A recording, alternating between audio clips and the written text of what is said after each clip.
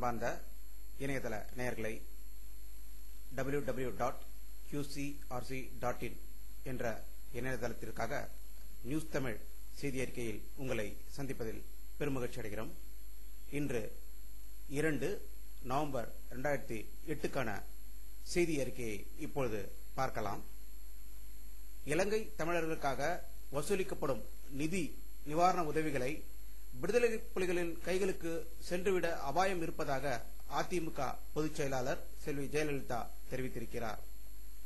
சென்னையில் இலங்கை போர் நிறுத்தம் தொடர்பாக நடவடிக்கை எடுப்பதற்கு பாமக ஏன் மத்திய அரசை வலியுறுத்தவில்லை என்று தமிழக முதல்வர் கருணாநிதி அவர்கள் இன்று பாமகவிடம் இந்த கேள்வியை எழுப்பியிருக்கிறார்.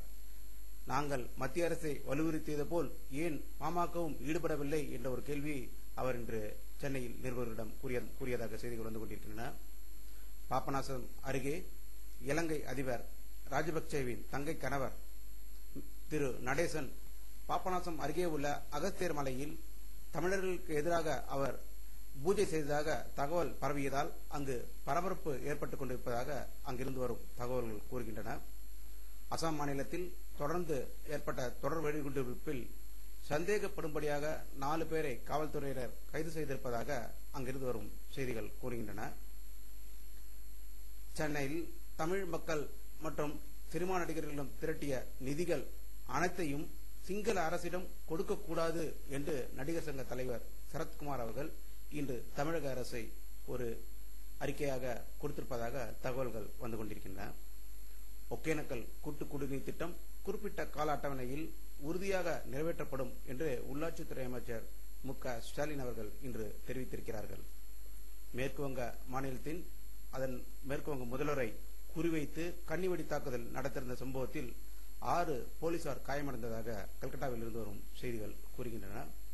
ஹரியானாவில் நிலநடுக்கம் இன்று மிதமாக ஏற்பட்டதாக ஹரியானா மாநிலத்திலிருந்து செய்திகள் வந்து கொண்டிருக்கின்றன. இலங்கையில் கடல் புலிகள் பீரங்கி தாக்குதல் நடத்தியதில் 3 ராணுவ படகுகள் மூழ்கடித்ததாக அங்கிருந்து வரும் செய்திகள் கூறுகின்றன.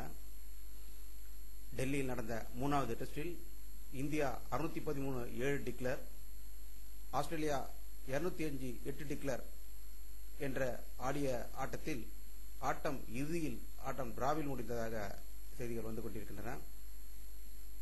இத்துடன் இந்த நியூஸ் தமிழ் செய்தி அறிக்கை முடிவடைகிறது. உங்களை மீண்டும் சந்திக்கும் வரை உங்களிடமிருந்து விடைபெறுவது உங்கள் கே பாலாஜி. நன்றி.